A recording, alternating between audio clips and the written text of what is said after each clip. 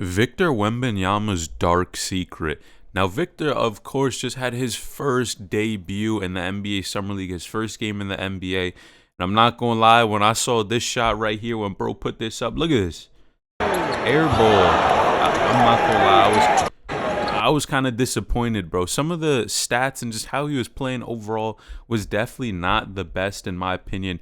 If you saw, he scored 9 points, went 2 of 13 from the field. He was shooting a lot of bricks, I'm not going to lie. 1 of 6 from the three-point line and 4 fouls. Now, Brandon Miller, the second draft pick, went for 16 points, 5 for 15. Man, you see the stats there.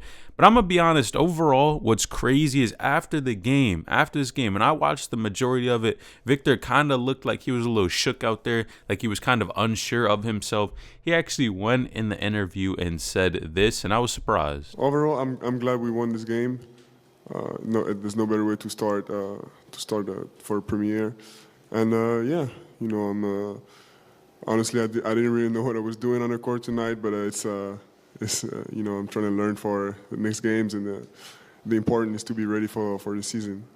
Now, it's crazy that an NBA player, especially at his caliber, that people look up to him and see, bro is ranked super highly. He was drafted first, and people want to see him do well. There's a lot of expectations that he's going to take over the league. I believe he's about 7'3", right? He could dribble the ball. He was supposed to be that guy. And then coming into this first game and playing this disappointing, not even putting up double digits, was kind of crazy. And I'm going to be honest, I was going to rip bro and pretty much say the dark secret was that he is a complete bust, but I think we have to hold on and understand this is just one game.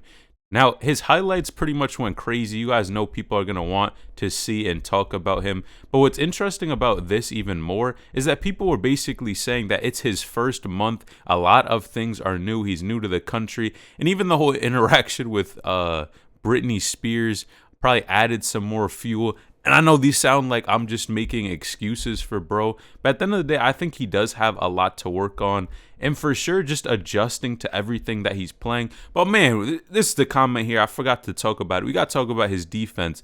Dude plays defense just by being there. A lot of Hornets players were hesitant to go at the rim. And that's one thing when you're 7'3", and he did have a decent amount of blocks. When you're that height, we got to give him the benefit of the doubt. At that point, man, you're just going to be blocking everything. It's going to make scoring in the paint very difficult.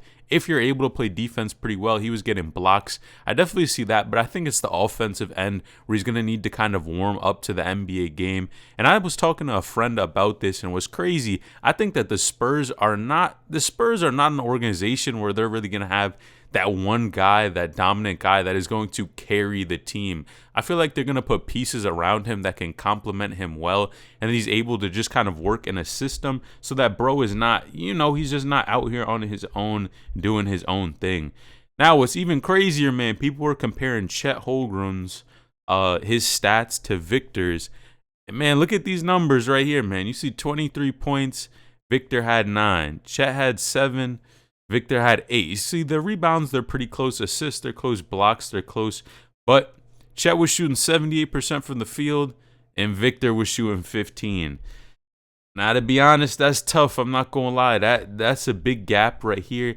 I mean, they're both solid players. And again, it's only one game. Chet was dealing with injury. And Chet is not a rookie at this point, so he's kind of been around for a little bit now. But, man, just seeing those sort of numbers and people comparing them, and then, man, when he airballed this shot right here, people are having a field day. People are looking at this. Oh, when he fell back, my fault. When he fell back, I mean, it just looks like, he said it. He didn't really know what he was doing on the court and was kind of looking like somewhat of a bust. But low-key, I think he might just need a little bit more time.